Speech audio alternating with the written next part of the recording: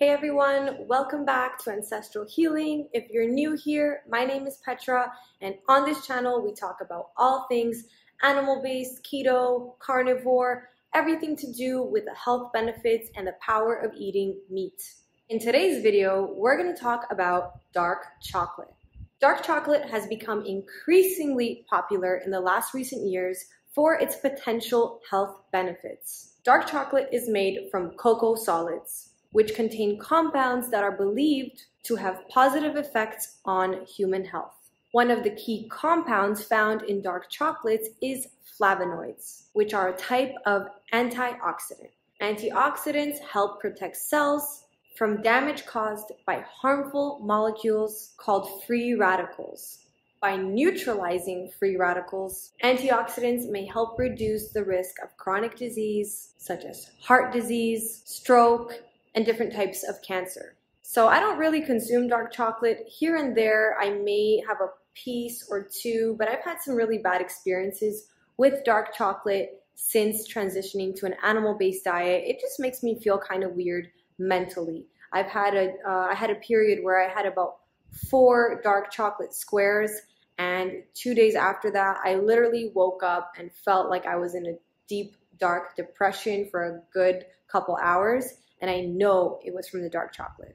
So now I'm gonna bring to you some bad news, but also good news because it's important to be informed so you can make better decisions. Recently, there have been some concerns about the consumption of dark chocolate.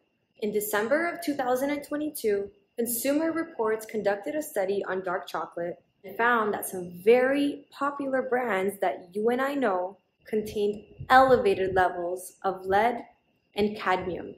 These are heavy metals. The study analyzed dark chocolate bars from different brands and found that about 1/3 of the products contained high levels of lead and cadmium that exceeded the limits of California's Prop 65, a law that requires warnings for exposure to chemicals that can cause cancer or reproductive harm. While both cadmium and lead pose serious health risks, lead poses some serious concern, and no amount of lead is considered safe.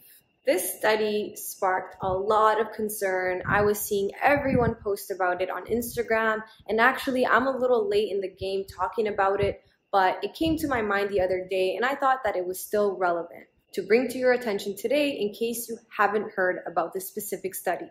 So heavy metals are not good for us, and they can enter the food supply chain through various methods, through various sources, such as contaminated soil or water, and they can accumulate in the human body over time, leading to potential negative health outcomes. And the crazy part about it all is that you can be so sick and you may not know what is going on with you, and you may not know that you have been poisoned by heavy metals. And it's really hard to get them out. Exposure to heavy metals such as lead and cadmium can have significant negative health impacts on human health. Some of the most common health challenges associated with heavy metal exposure include neurological problems. Heavy metals can affect the nervous system, causing symptoms such as tremors, weakness, and confusion. In some severe cases, heavy metal exposure can lead to permanent neurological damage. Heavy metal exposure can also lead to kidney damage. The kidneys are responsible for removing waste products from the body,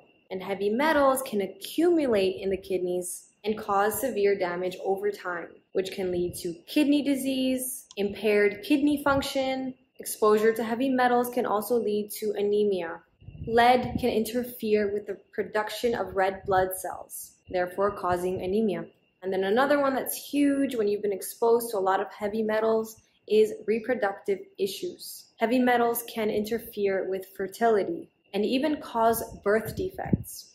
And of course, one of the last ones, which is most commonly known, is exposure to heavy metals can lead to cancer, particularly cancers of the lung, bladder, and kidney.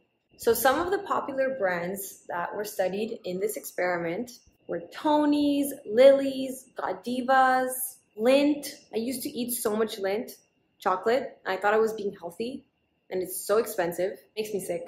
Hershey's and Trader Joe's. There's a lot of brands in there. Some of them just had lead, other ones had cadmium. Some of these brands had both of them together. So at the end of the day, stay away from these brands. If you guys want a full list of the brands, I will post a description below and you can check it out for yourself.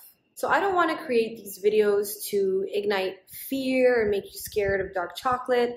I just want to bring awareness. When it comes to dark chocolate, and honestly, most products that are not, from the earth, the purest of the purest source, not altered in any way, it is important to do your research. Choose brands that have a proven track record of sourcing high quality and producing high quality products. Some chocolate brands may be more likely to contain high levels of heavy metals due to contaminated soil, poor manufacturing practices, or the use of additional lower quality ingredients. To try to reduce your risk of heavy metal exposure from dark chocolate, I would advise to look for brands that are transparent about their sourcing, their production, their ingredients. You can even look for certifications such as Fair Trade or Rainforest Alliance, which indicate that the chocolate was produced using sustainable and ethical practices. But while certifications such as Fair Trade or Rainforest Alliance can be useful indicators of a product's quality and production standards, certifications are not always a guarantee.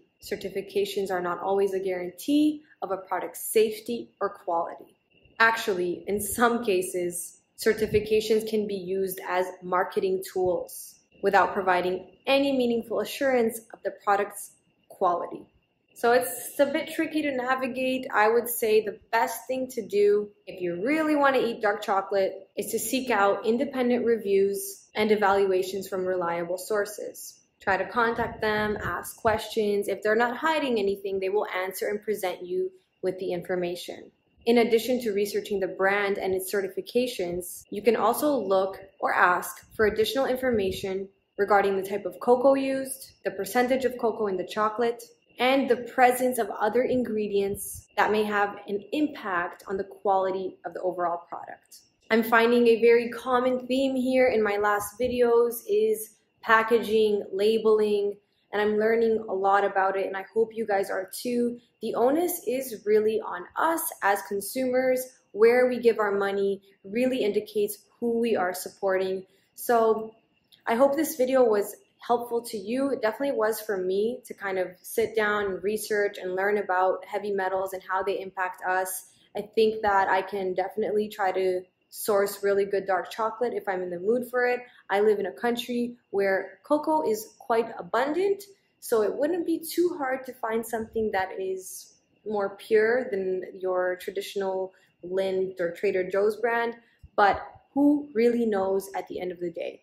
I'm wishing you guys a lovely day ahead. Thank you so much for joining me in this video. I'll catch you on the next one.